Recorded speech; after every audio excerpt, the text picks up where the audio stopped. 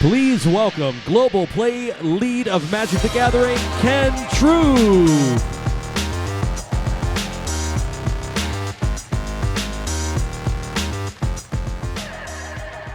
Hello, everyone. Can you all hear me? Yeah. It is so wonderful to see all of you. This is phenomenal. My name is Ken Troop. I'm the Global Play Lead / General Manager for Magic the Gathering. I've had the privilege and honor of working on this game for most of the last 20 years. One of the things we talk about a lot at Wizards and in the Magic Studio is that Magic is for everyone. Yes, that deserves a lot of applause. I think this whole convention, this whole space, is a testament to that fact that Magic is for everyone.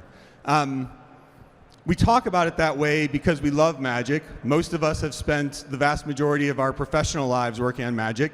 We think it's the best game ever, and we want to see it grow. We've done a lot of things in 2024, and 2024 has been a great testament to Magic's growth and that truth that Magic is for everyone. We've had some delightful sets and worlds from Bloomborough. Yeah. Bloomborough is really phenomenal. It's a favorite of a lot of people inside the building as well. Modern Horizons 3, Duskmourn, Fallout, just so many sets bringing joy and community to all of us, to all of you. And it's not just the products and inside the game. Our play numbers are higher than ever before. We have the largest number of stores enrolled in our Wizards Play Network than ever before. We announced recently Magic Spotlight Series, bringing more large-scale competitive events to the world.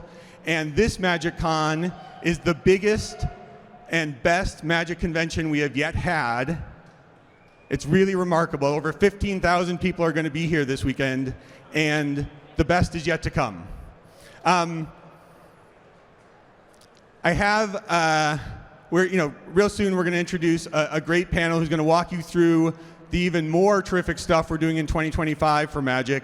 But first, I have the great privilege of introducing you to Terry Matalas. Terry was the showrunner and creator of the show 12 Monkeys. He was the showrunner of what for most people at Wizards considers the very best season of Picard.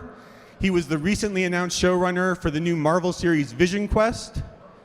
And most important for our purposes, he was the recently announced showrunner of the recently announced Netflix Magic show. So please join me. Yes. Please join me in welcoming Terry Matalas.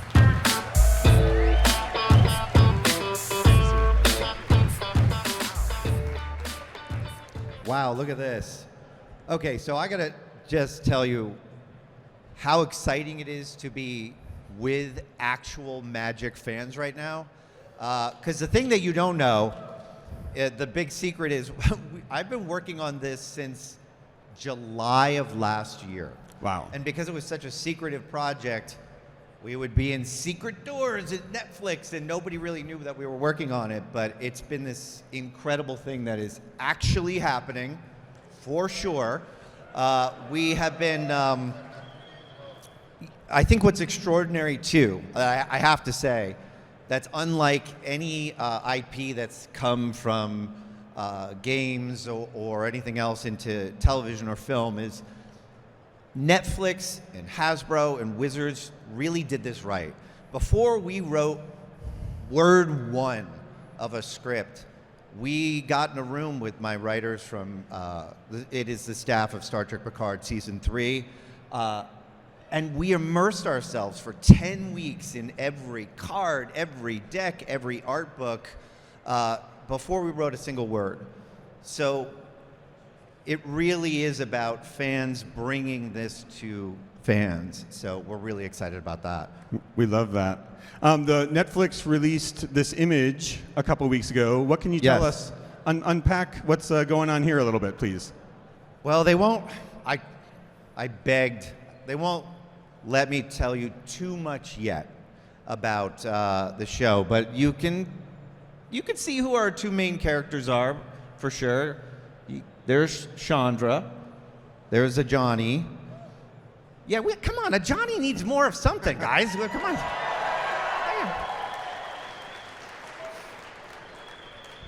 And I will say, I'm gonna out something. If the camera were to move just this way to the right, you might see Jace. So we're excited. There's You sure that was okay to say? I don't know that it's okay. Okay. I'm about to find out All when right. I go back there. But there's many, many more. I'm the kind of Magic fan that when I play, I turn over the back of the card and read the stories of the characters. I'm like, whoa, this is really cool. He was infected by Phyrexians. And I'm like, are you going to play? Play your card. So that's the thing that I love the most about what Wizards has done in this is Magic is your way into any kind of story you want to tell. Fantasy, science fiction, romance, thriller, horror. It's so cool to be able to be in this sandbox, but then come at it through these amazing characters that have already been established in canon. That is amazing. So, thank you so much, Terry, for my pleasure. sharing your thoughts. We will share more there soon. And now, to the main event, we're going to hand it over to this great panel that's going to walk you through 2025. Thank you all for being here, and we hope you have a fantastic MagicCon. Thank you. Yeah, bye. Thank you.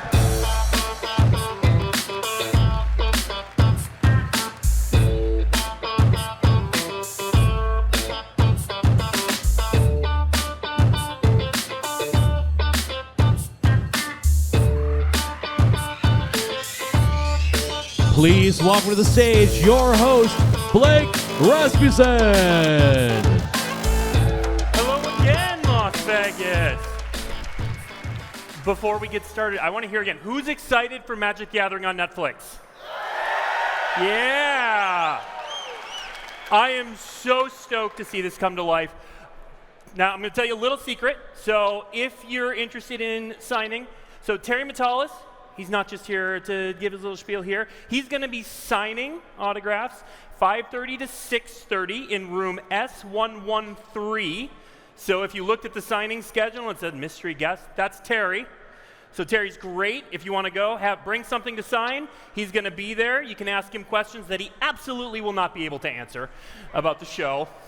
But you can share your fandom of the other things he's worked on. Like we said, the best season of Picard inside the building. We love that season.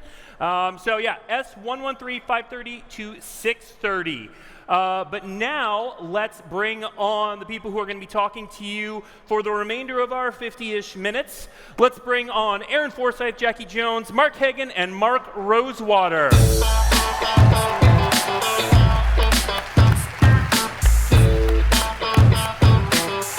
Welcome, welcome. All right. So this whole panel is framed around the foundations of the next era of Magic, and that's really how we're thinking about this. We are going to talk about a little bit about foundations right up front, and then we are going to talk about how that set is coloring all of the decisions that we're making going forward, including Jackie. I want to, before we get off, Netflix, you've been really involved with the creative, with Terry and his team. How excited are you for this project? I feel like I could gush all day about how excited I am about the project. I feel like we're all here at MagicCon because Magic is an incredible game, but I think we're all here because Magic is more than a game to all of us. I think, yes. Yeah, absolutely. Magic is a community of incredible people. Magic is an immersive experience. Magic is a way for us all to express ourselves and a chance for us to connect with each other. And I think we're all so hungry for opportunities to immerse ourselves even more in the incredible worlds that we create and characters that we build. And I think we want to share that with other people and show them how amazing Magic is. And I think that, to me, is the promise of the Netflix show, is to be able to do that at an unbelievable scale. And I think in doing something as big as the show, there's no point of doing it unless it's done right. And I think that is why it's taken a long time to get where we are today, because we weren't willing to compromise. We wanted to make sure that we had the right creators, that we were telling the right type of story, and having Terry and his amazing team, you heard how passionate he is and his team are about this project, about the brand, about the game, and I just can't wait to be able to share that with everybody. We're so excited, in fact, that I skipped over introducing everyone. I said their names. Now, I know you're all true fans. You know who these people are, right? Yeah? All right. We're going to introduce them anyway. This is going to go up on YouTube later. But let's tell us a little bit about what each of you does for Magic. Sure. I'm Aaron. I'm the Vice President of Game Design. So I have a giant team that's made up of two halves. The first is the game design half, of which Mark Rosewater is a pillar of that. But it has all of the vision design, set design, what we call play design, where we do all of our intense testing. All of our former pro players are on that team. We have a casual play design team. Play test a lot of Commander stuff. And then the other half of my team is the creative art and world building team, led by Jackie. Yes. I'm Jackie Jones. I lead the creative team for Magic. We are a interdisciplinary team of world-class creatives, from narrative designers and writers to art directors and illustrators to graphic designers, producers, who all bring our different gifts and crafts together to create the amazing characters and world stories and art that really brings Magic as a game and as a brand to life. Beautiful. I'm Mark Hagan. I'm the VP of Collectibles. That's a group within Wizards that handles a lot of our specialty cards. So we have a Booster Fun team who's doing all of our showcase treatments and arts, and a print innovation team who's kind of figuring out new ways to produce cards, and then a secret lair team and a promo card team. So a lot of different things that I get to touch. So I'm Mark Rosewater. I'm not a VP, but I am the head designer of Magic. Next week is my 29th anniversary working on Magic full time, and I make a lot of content about Magic. So whatever form you like, I make that content. Well, that's how you know we're serious, this panel, that we have so much great information to share you, because we have some heavy hitters up here. We are going to start by talking about, again, Foundations is I'm going to use this pun a lot, so I'm not even going to excuse it. It's foundational for what we're doing. So, Aaron, tell us about why Foundations is so important to the next era of Magic. Yeah, so Foundations is a card set that comes out in a few weeks. There have been a lot of attempts to kind of create the quintessential Magic experience, that shows off all that Magic has to offer. I mean, obviously, Alpha, the very first set Richard Garfield made, did that.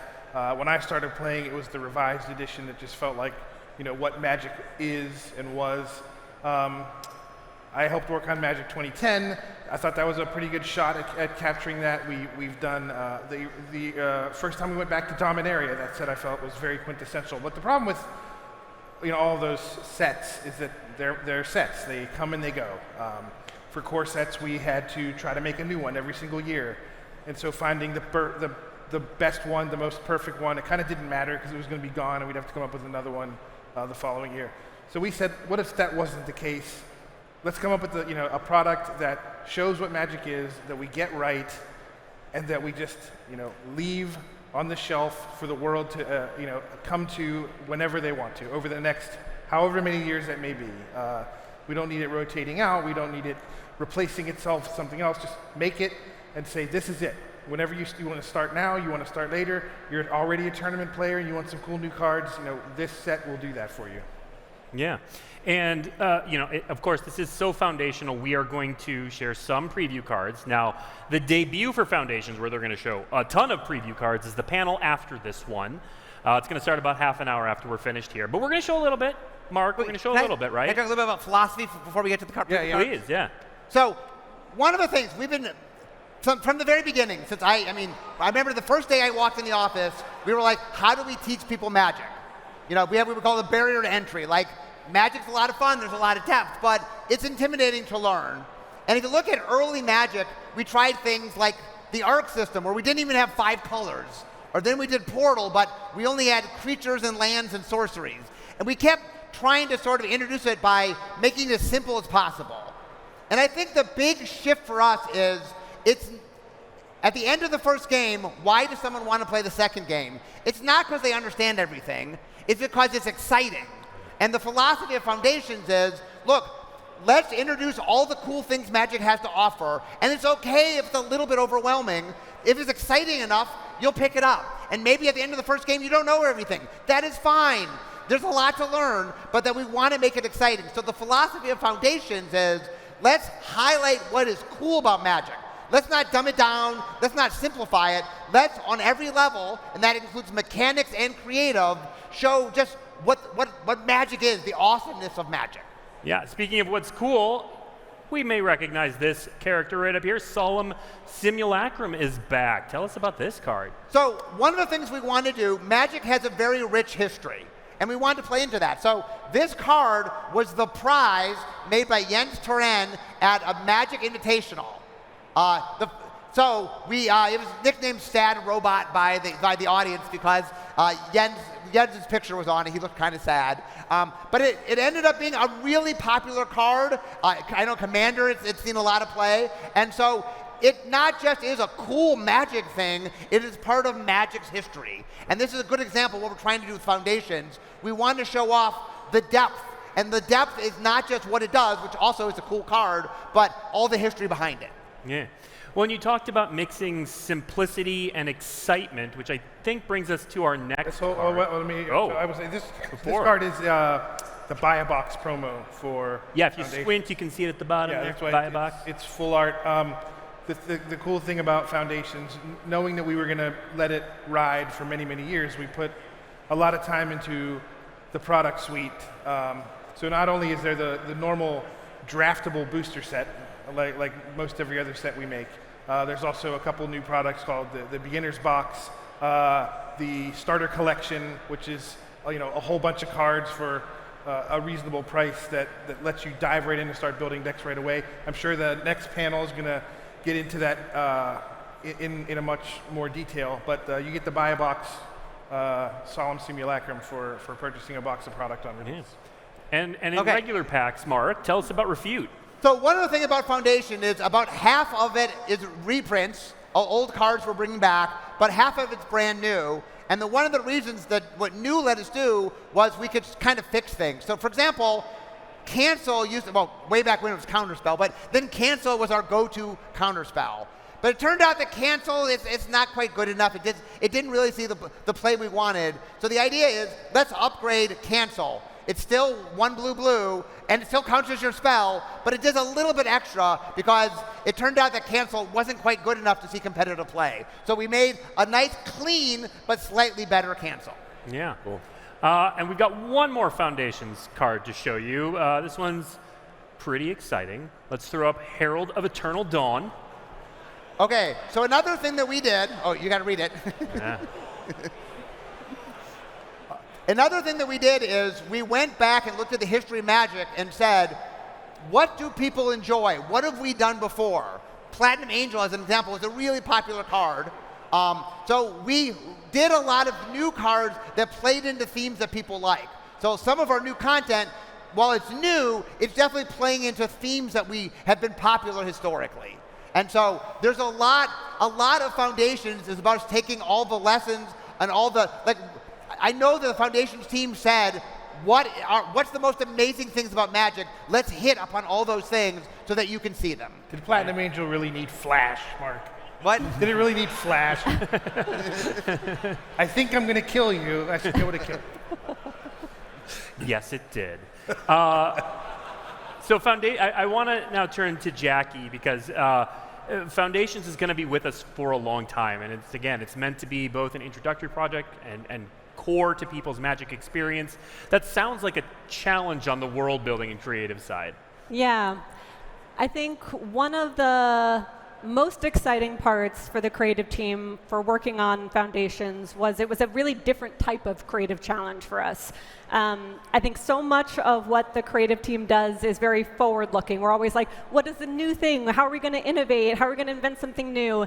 And I think Foundations really provided us with the opportunity to just pause for a second and look back and really reflect on the incredible 30-plus years worth of content that we have created and all of the people who have been part of making Magic before us have created, and think through, all of the beloved characters and iconic settings and the incredible art style that really is so intrinsic to the game itself, and say, if we could take all of the best things that we've ever done that are part of Magic and creatively put them all in this one box together and update it for what that would look like now, today, in 2024, and what do we want that to be, and give that as a gift to people, what would that look like? And that was really the most exciting challenge. It was this exercise in being able to honor the legacy of Magic that is so important, while at the same time using that as the foundation for us to really innovate on and build upon. And that was the challenge and the goal of Foundations as a product, as a set. But I think it really inspired more than that. That's the lens through which we want to approach the next era of making Magic and how we want to carry that forward. Yeah. Can I point one thing out? Please. A question I've been getting a lot. This is what we call timeline agnostic, meaning that what you're seeing could be from anywhere in Magic's history. So it doesn't necessarily tell you anything about story, because it could be from the past. So that's important to understand in here. Yeah, absolutely. So we will have way more on Foundations, the actual set, in the next panel. But it really is kind of coloring how we think about the entire Magic ecosystem. Making things simpler, making things cleaner, making things easier to understand, easier to communicate. So we're going to talk about a few significant changes that we are making in the world of Magic. We're going to start, Rosewater, with rotation. Yes, so we are changing how sets are going to rotate. We're going to start changing them so they rotate with the year. So when Magic first started long ago, we did blocks. The large set was always in the fall. So we rotated with that. But now that we've sort of moved away from that, blocks don't exist anymore, it just made extra confusion. And one of the themes is we're trying to simplify things. So starting in 2027, that's when the rotation's going to start.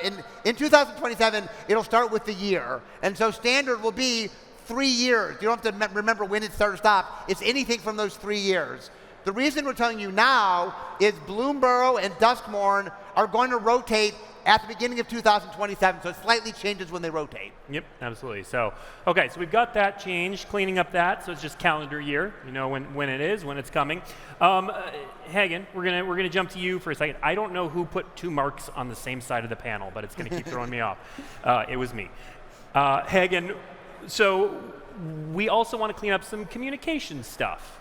Yeah, this is one that will mean more to some of you than others. We're going to bring back MSRP. So that's... That is the biggest reaction we've gotten so far. You did it! You did it! You did it! Mark Hagen, everyone! Wait.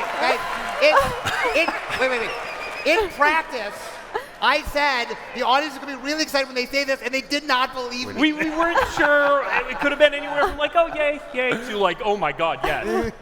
When is this starting? I guess tell us more. Yeah, so we're going to start this with Foundations and then continue it on for most products after that. For those of you who aren't on the front line to this is just a way for us to be more communicative with the end customer. So this is when we're making products, we just have a little bit more of a clear way to talk about what we think it'll cost all the way down the line as it gets all the way to the customer. So, we a few years ago we phased this out. We thought maybe that would help our retail partners. We've gotten the feedback that it hasn't really. So we're happy to bring it back, and you can look at that again. Starting with Foundations, we're going to drop MSRP. We're going to release MSRP with our products. Yep. And Sure, absolutely.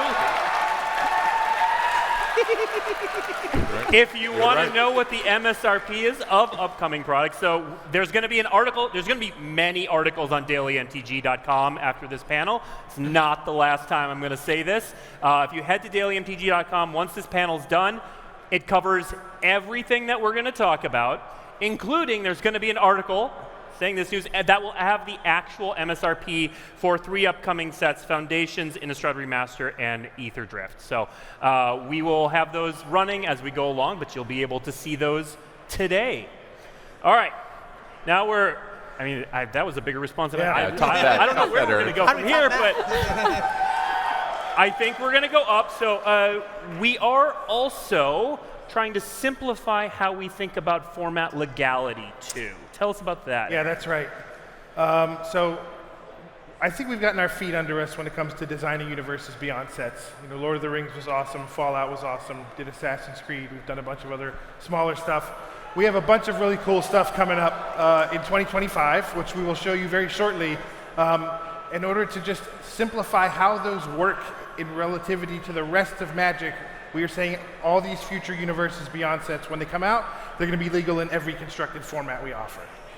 So, yes, that means tell standard, us about what that pioneer, means for design, modern, etc. like, yeah, so we have been designing these sets with this goal in mind. This is not some sudden change that's going to, upset any apple carts. All the 2025 sets have been thought through, play tested under this heuristic. We know that Universes Beyond does an awesome job of bringing new fans into Magic, which is a lot of the goal of doing it in the first place. So when they get here, we would like to kind of ease them into our competitive settings. And so dumping someone who's a Lord of the Rings fan straight into competitive Modern was a bit of a stretch.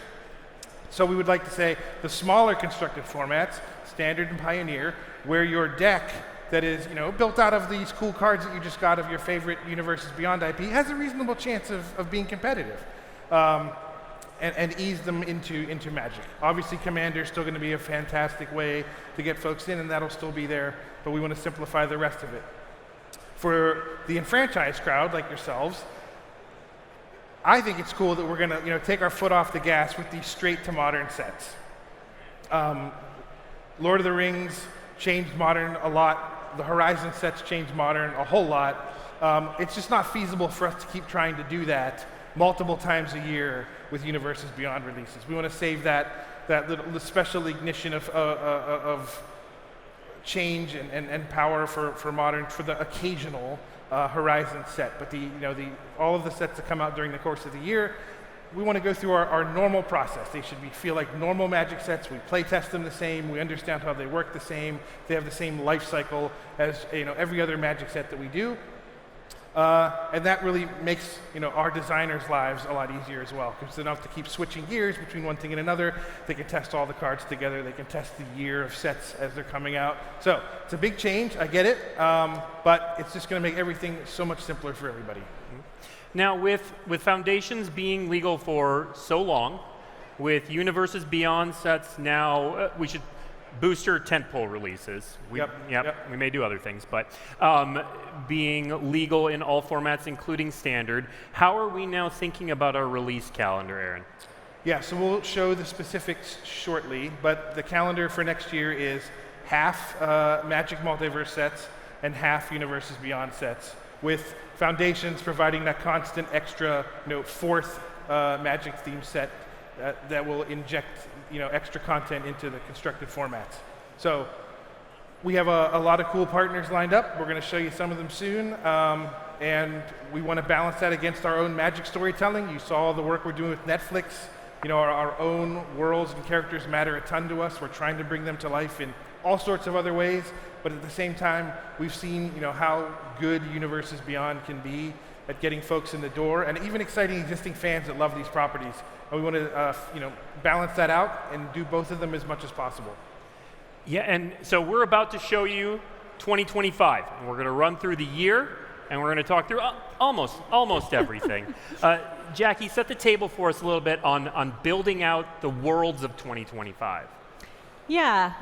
I know earlier I talked about the philosophy that we're really approaching, the upcoming sets for Magic of really leaning into our legacy and what everyone loves about Magic, while also trying to springboard off of that and really bring new content to everybody to experience. So we're going to be revisiting some fan favorite planes in exciting new ways. We're going to do a deep, dedicated return to a very beloved setting and really exploring more of the world building and storytelling there. We're going to be exploring a lot of innovative Universes Beyond content with amazing partnerships. And we are going to travel to a brand new area of the Blind Eternities. Ooh. We'll get there. So this timeline is going to get prettier as we go along and fill everything in. But I want to start. Love card code, three-letter code. Yeah, with our first sort of tentpole, all formats legal release of 2025. Mark Rosewater. Yes. Tell us about DFT. What's DFT? Okay, DFT. So next February. So. We have, 2 years ago, we had the war, we had March of the Machines, there was a giant war. It opened up Omen Paths. And now, not just Planeswalkers, but other people could travel between worlds. And so we said to ourselves, what can we do? How can we build something we can never build before? And so the idea is, what if we had a set that took place not on one world, not on two worlds, but on 3 different worlds? And what is that event? Well, we're going to have a race, what we refer to as a death race internally. And then one of the cool things about racing, you get action, you get suspense, you get danger, and we're really going to play into that idea. So one of the cool things is because we're on more than one world, we get to show things off. So let's go to the next slide.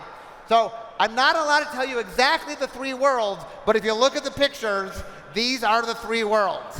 World number 1, a world that likes vehicles. World number 2, and then world number 3 is a world that we've mentioned before, but we haven't visited in a full set before, that might have dinosaurs. So that is the 3 worlds we're going to be visiting. And the cool thing about this whole set is, we want to talk a little about the creative. It's not a faction set. We'll get to the faction set in a second, but there are each color pair is itself one of the racing teams. You want to talk about the racing teams? Yeah, I think there are many, many racing teams engaged in this giant cross-planar race, but each color pair, in the way the set's structured, if you draft it, you will get to experience this, is a different kind of team. You can take a look at some of the art coming up here. There's a goblin team of racers, which I think everyone would expect. We'll get a little weirder. The next one is an insect team of racers. Oh, one thing I should say, we care about vehicles. This set is all about vehicles. Oh, yeah. You can't tell the racing vehicles, wall-to-wall vehicles. We have some preview cards coming up, by the way. Yeah, there's a zombie team. There's a whole bit. We'll have a preview season coming up shortly. You'll get to check it all out. And what are these teams competing for? This thing. This is called the Ether Spark. Yeah. This is the grand prize. And so the winner of the race gets this. And so one of the things we're talking about, while there's a lot of exciting things going on, we're mechanically playing in neat space, there also is a story. And so why don't we go to Jack? I mean, there is some emotion at the heart of this story. Yeah. On the surface, I feel like this set is action-packed, and it has these blockbuster set pieces. But, as Mark said, underneath the surface of that, we have some really deep, heartfelt storytelling. Yes. And one of the most amazing parts of the story is we get to explore a little bit more about Chandra. I know when we last left her and Nissa off, it was, the first image here at the aftermath of March of the Machines, and we revisit their story here. Chandra actually enters this incredibly dangerous race with the hopes of winning the coveted Aether Spark for Nissa. Which is, amazing. Yeah. So we get to explore more of their relationship, and yeah. So what Nissa would want with a spark, we'll have to find out. But yeah. Now, of course, we have a few preview cards for this one. And as Marcus said, there are going to be vehicles like this year. One of the Rumbler. questions we had out of exploratory design was, we went to play design, we said, how many vehicles can we have in the set? Like, what is, we wanted to have the most vehicles possible without having too many vehicles, because obviously vehicles, if you have too many, you can get into trouble. So we spent a lot of time talking about what can vehicles do when they're not, before they become creatures. And we did a lot of fun experimentation. So this is a sample of kind of the cool things we're doing with vehicles. And we're not only going to have vehicles, but we're going to have some familiar faces entering this race, like our buddy Duretti. What? What could the first world be? Where could it be? Who else likes vehicles? So Duretti might be there. Duretti, by the way, Duretti has lost his spark, if you can't tell by the fact that it is a creature card, not a planeswalker card. Yeah. And we've got one more preview card that may give you another hint about where we may be going. I don't know. We'll see. Let's take a look at a new Gear Hulk. Yeah. More Gear Hulk. Yeah. All right. We're not going to say anything else about it. It's cool. Yes. It is a good card. It is a good Magic the Gathering card that you should cast. All right, so that is it for Aetherdrift. We can make our timeline pretty again. And that's going to lead us into Rosewater again, telling us what is TDM. Okay, TDM stands for Tarkir Dragonstorm. Okay, so 10 years ago, we first visited Tarkir, and we learned it was the home planet of Sarkhanval, and all the dragons had been killed off, and the Khans run wild, and it had Wedge, the very first set with Wedge gameplay. But then Sarkhan went back in time and changed the timeline, and now dragons reign supreme. So one of our guidelines in designing this set was the mantra, the best of both worlds. Do you like Wedge play? You'll get it. Do you like dragons? You'll get that as well. And so it is everything that you loved about about Tarkir smashed together.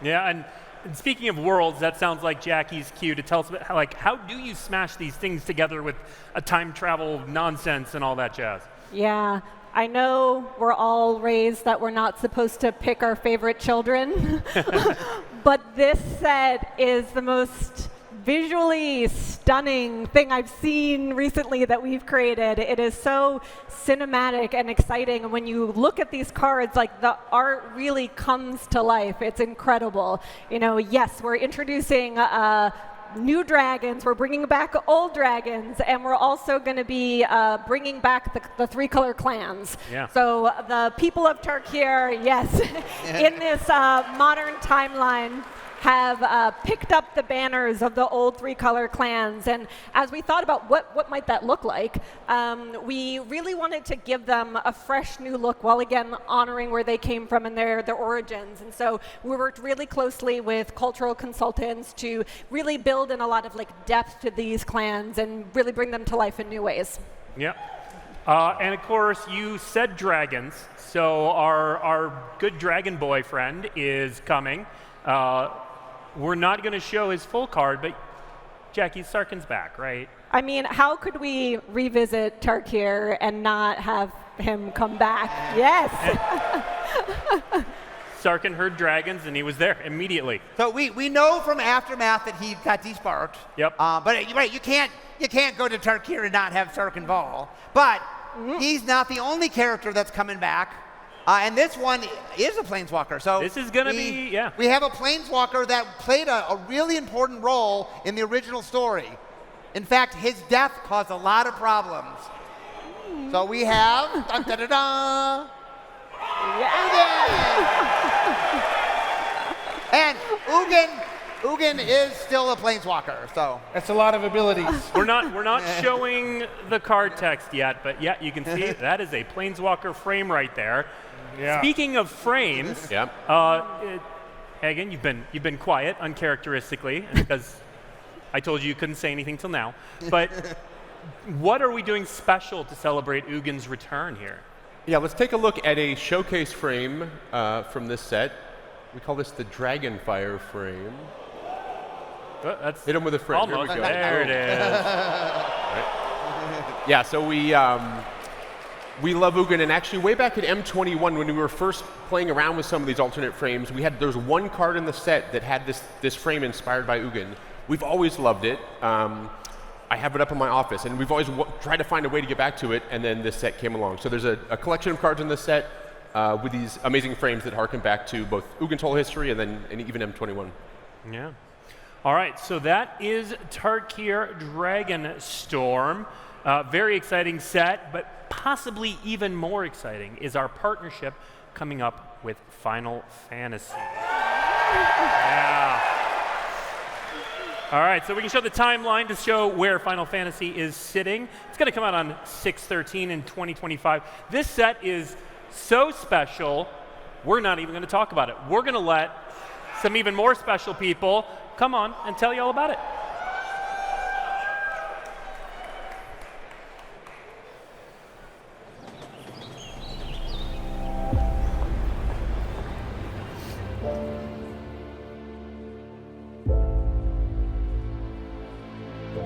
Hello everyone, I'm Shoichi Ichikawa, a producer of the Final Fantasy series. I'm standing here as the #1 fan of Magic at Square Enix. Watashi wa Zakil desu, Final Fantasy ga daisuki desu. And I'm Zakil from Wizards of the Coast, the creators of Magic the Gathering, and today we're here to talk to you about something incredibly special. この度私たちはマジック・ザ・ギャザリングとファイナルファンタジー、この2つのビッグタイトルを融合させる夢のコラボレーションを実現させました。このセットではファイナルファンタジー1から16まで全てのナンバリングタイトルを網羅し、そのカード一枚一枚からファイナルファンタジーの息吹を感じることができると思っています。This collaboration is more than just cards. It's about celebrating decades of iconic characters and legendary stories from one of the most beloved franchises in video game history. ファイナルファンタジーの壮大な物語とマジック・ザ・ギャザリングの戦略的なゲームプレイの融合はテーブル上にこれまでにない最高峰のエンターテインメントとなってくれると確信しています。And for us at Wizards of the Coast, Final Fantasy represents a rich universe that is a natural fit for Magic's gameplay. The characters, the epic battles, and deeply emotional stories, everything comes together in a way that feels magical.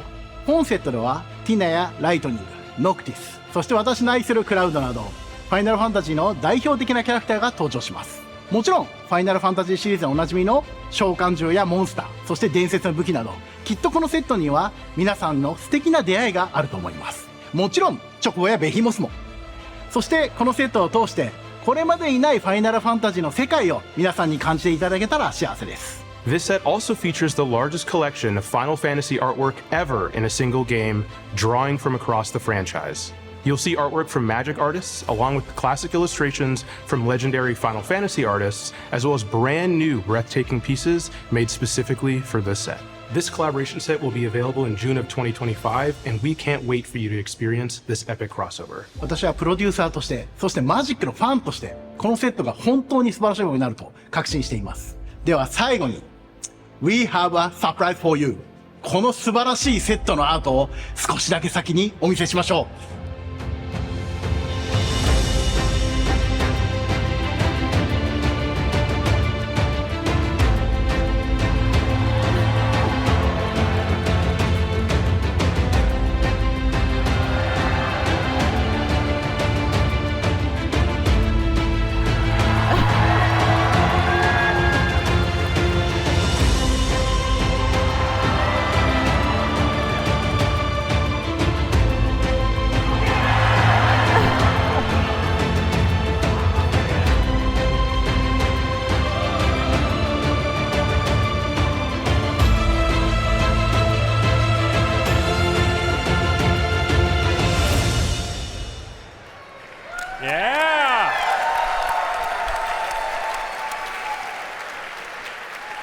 We can't share much more than that, but Zakil, who was on the video, he's on your team, right, Hagen? Yeah, Zakil I get to work with every day, and it's funny, I was remembering back when we first hired him years ago, I asked him, Blue Sky, like, what's your dream project now that you're a wizard?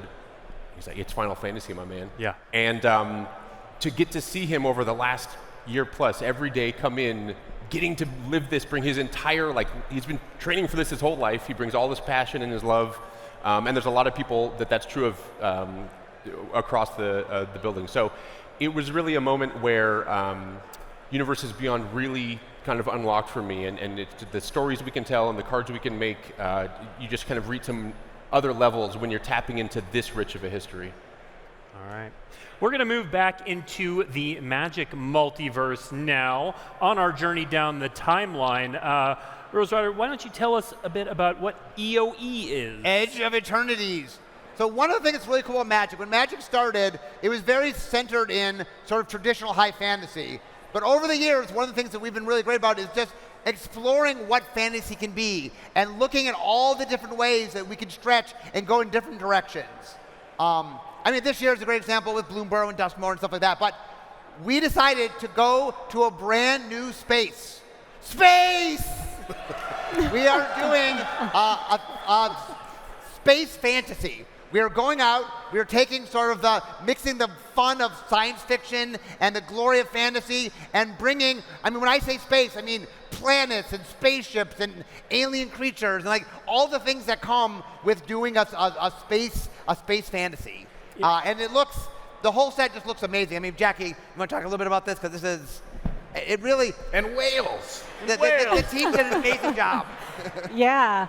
You know, we have dabbled in space with Magic a little bit before through Infinity, which people will remember, which is great. But this is a completely different type of take. It's a really serious, deep world-building dive into what exploring, again, science fantasy can look like, this blending that feels really true and authentic to Magic's lore and Magic's world building. It's everything you could expect from space with star fields and strange planets. And at the same time, everything is really rooted in Magic, in the color pie. There was so much thoughtfulness that the creative team put into like the logic behind, like, this isn't just space for space's sake. Like, how is this connected within the Blind Eternities? And, you know, later down the road, we'll explain a lot more than that. You'll get more details. But yeah, it's just really exciting to do something so fresh and new that really feels authentic and true.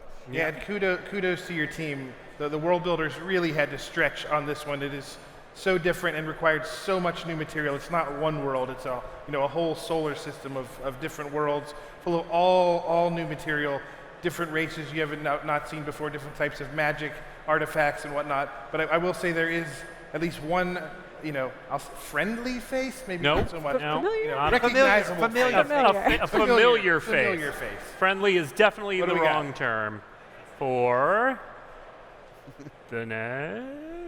There. Oh, yeah. Yes. I'm sure that planet is reassembling itself. That's got to be what's going on there. Okay. That's our last look at Edge of Eternities. We're wandering into far-flung territory here. Now, if you paid attention last week, we can go back to our timeline here. We talked a very little bit about SPM. Mark, what is SPM? SPM is Spider-Man. Spider-Man. So I want to talk a little bit about what to me is the specialness of Universes Beyond. So when I was a little kid, I was like 7 or 8. I remember waking up one day, my dad had bought a comic book from the store next to where he worked, and he left it on the counter, and it was a Spider-Man comic, and it was the first comic I ever read, and I got really into comics. It's been a big part of my life, and that one of the things that's truly amazing about Universes Beyond that you don't really understand till it's the property that you love. But I remember the first time I sat down to play Spider-Man and getting to play Magic, which is a game I love with all my heart, and with Marvel was so amazing. It was so much fun, and it made me realize like the lightning in a bottle that is the Universes Beyond, that when you can bring just these amazing characters and worlds, but to Magic, and you can play with them. I mean, I've had so much fun working on this, and this is the first of our Marvel booster releases. Not the last. The first. All right. We're almost done with our tour of 2025. Mark, what's UUB? UUB. So UUB stands for Unannounced Universes Beyond. So we said there's going to be 3 things this year. We wanted to show this on the schedule. We haven't announced the 3rd one yet. It is an amazing IP. People will be very excited. I play tested it a whole bunch. It's a lot of fun. The art's amazing, but we can't tell you yet. So there is We're not a third, announcing it today. Yeah, we can't say what it is, Yep. but it is amazing. Now, Aaron, real quick, if anyone was paying attention last year when we talked about the 2025 schedule, we had Return to Lorwyn on there. What happened to that one? Yeah, so we felt like this was enough sets. Return to Lorwyn is next up. So it's the first set that will be coming out in 2026. We've not forgotten about Lorwyn. It's one of my first loves as a Magic designer and player, and we will be there soon enough, as soon as the calendar flips to 2026. So this panel yeah. next year will. Oh, look at that. But also, yes. in 2024, let's step back a sec. What's happening in December, Okay. Aaron? Right. Now we're not talking about 2026 or 2025. We're talking about this year. Something we've been talking about for a long time for all you Arena fans out there. When we created the Explorer format, it was always with, it always was kind of like Pioneer Light. But we had always hoped that we could get enough back content onto the platform to flip the switch and allow it to be called real Pioneer and match tabletop to, within only a tiny little bit. So we have a 398 card set, which closes that gap to the point where, yes, once this set comes out, we will be switching the name of Explorer to Pioneer on Arena. You'll have like 99% fidelity with tabletop high-level tournament deck Pioneer. I know the team is already thinking about what might not be there and how they'll get those last few cards on there. But you can see here, all you Lotus Field fans out there, you're going to get to do your thing on Arena when Pioneer Masters comes out. But this set's not going to be just tournament, this feels weird to say this about this next card. It's not going to be just tournament staples. Sometimes you'll have fun casual cards like Jace, Friends Prodigy. Yeah. If past me could hear me say that now. The set's also draftable. It's a wacky draft environment, pulling cards from the last, I don't even know how many years, put together by some of the folks on my team. So I'm looking forward to checking that one out when it comes out in December. And then, you'll get to play actual Pioneer. Yeah. All right. So that is coming December 10th. Now we've got about 8.5 minutes left, and Hagen, you've been, again, uncharacteristically quiet, man. Speak up. It's okay. I got the I'm going to MSRP give you this thing. entire section. You can just run this entire section. Okay. We're going to talk about collectibility. Yeah. That's your world. So let's move into collectibility. Okay, yeah, we have a few announcements here for what we're doing on the collectible side. We're going to start with the Japan Showcase. So the Japan Showcase is a little group of cards that we debuted with Duskborn. And the idea here is to have a kind of like a fully authentic pipeline where we can create cards that are kind of really inspired by Japan, which is a real TCG epicenter of the world. So we have dedicated art director Yuki, he's here somewhere, who works with the studios there, an artist there, and we just did some amazing work. We're going to keep that going, so you can expect Japan Showcase cards coming with every set. And I think we brought a few from Foundations. Including something that you may not have look. seen before. Let's see, we got. Yeah, so we have Herald of Eternal Dawn, Day of Judgment, Kaito's showing up, and look at that Land of Werewolves. That is no joke. So yeah, so you can expect these. They'll work kind of. We're happy with how they worked in Duskborn, so you'll have the fracture foil and all that. We're going to keep the party going. So the Japan Showcase is something, again, in this era, it's something we're doing a lot, right? Yeah, we're just super happy with how it's going. Here's a card. This is from Aetherspark, and you can see, again, different looking cards, different styles, but they're really true to that part of the world. All right. Now, we haven't spent much time talking about Innistrad Remastered, which is coming in January, which we are super excited about. We're going to be talking more about that coming up, but let's throw up a little bit of Innistrad Remastered, just a smidge of Innistrad Remastered stuff on the screen. Here we go. Maybe in a sec. There we go. Hey, surprise, Liliana's here. So Innistrad Remastered is going to release on January 24th. So we're looking forward to that. We'll have some previews starting for that in December, but we might as well show them a little something today, Mark, because it's something new that your team has launched. Yeah, we have a new little twist coming, starting with Innistrad Remastered. We call it the Headliner. So it's super fun. The idea is with every set, we're going to take one card, we're going to kind of go all out on it from a creative side, and then we're just going to give some focus to it and kind of make it easier to think about, what's in a set, what's that kind of the dream pull. Well, the headliner is just a card that we've chosen and kind of given that special title. So we're going to take a look at the headliner from Innistrad Remastered. This is kind of how we're going to kick things off.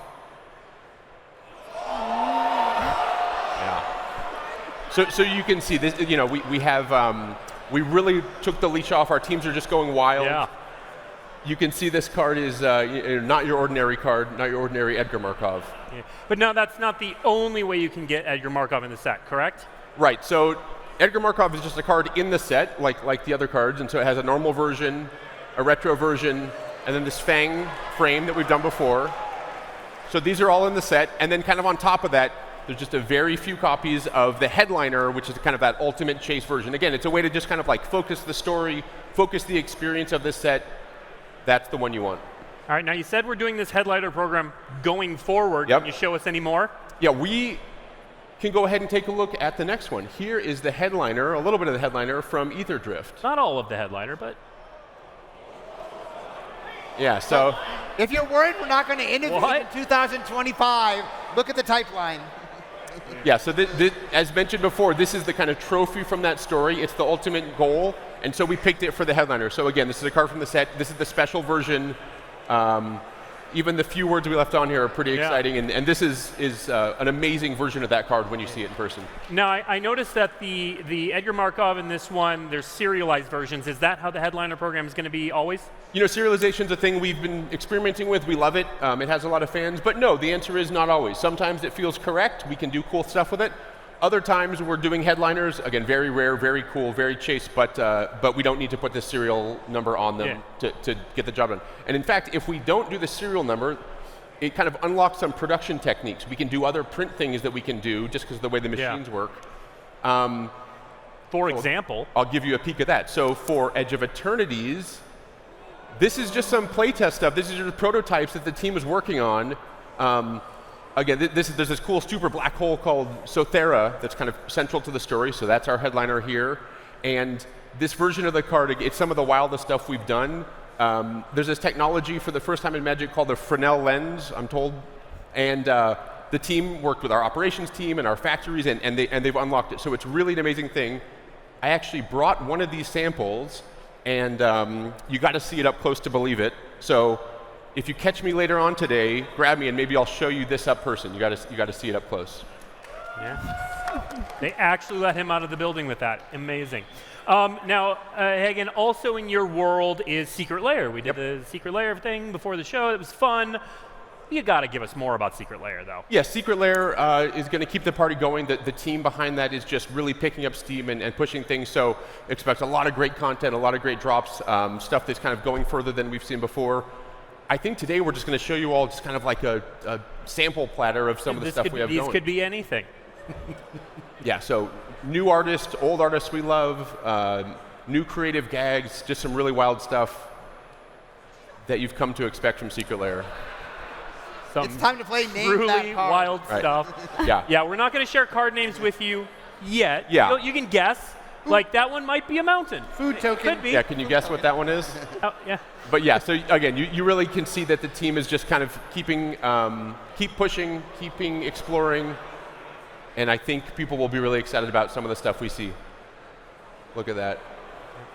Now, before I let you go, we've seen a bunch of cool art here, but Secret Lair also does some partnerships from time to time. Do we have anything there we can share with the fans? Yeah, like the rest of Magic, Secret Lair gets to work with cool partners. We can't announce any partnerships, but we have some really cool stuff coming this year. And there's one I'm really excited about. It's, in my opinion, it's some of the most like hardcore, intense kind of like rock and roll Magic we've ever put out, and I think people are going to love it.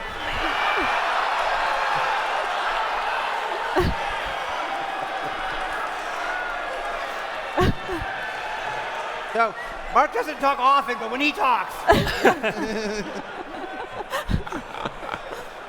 All right. So the little timer on the stage is telling me we are just about done here. We're not completely done. There's one more thing. Once I'm done talking, we're going to show you one more thing. Before we do that, reminder again, Terry Matalas from the Magic the Gathering Netflix show will be in room 119 at 5:30 to sign things and definitely not answer your questions about the show, but you can ask. Everything we talked about today is going to be found on dailymtg.com at the conclusion of the show. Maybe some of it will be there already. And so before we go, I want to thank the panel. You've been fantastic. Thank you for sharing all of the secrets. Thank you all for being a fantastic audience. I hope you enjoy MagicCon. Again, in about half an hour from now, we're going to have the debut for Foundations, where we are going to, so many preview cards. The set's going to blow your mind. It really does usher in the next era of Magic. And to show you that, let's have a little video real quick. Thanks, everyone.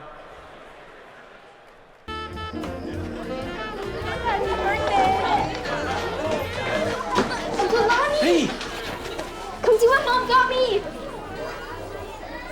You want to play?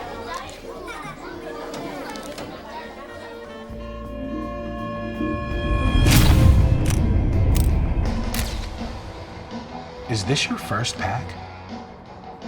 You should come back for Friday Night Magic.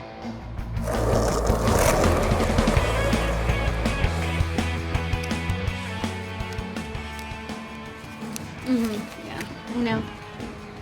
What are you doing? Nothing. I gotta go. I need to teach my brother something.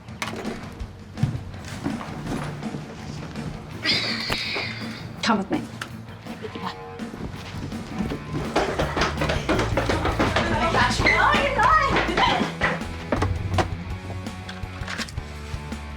Wanna play?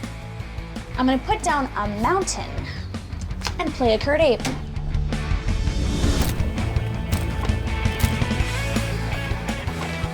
I'm trying to build up this Liliana deck. You need Shockland. What do you want for it? What do you have?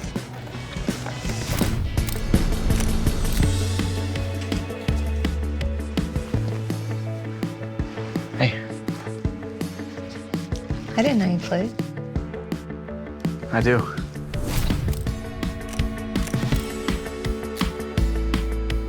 Okay, now that we cast the tutor card, we're gonna take that and it's gonna pull from our deck my favorite Planeswalker card.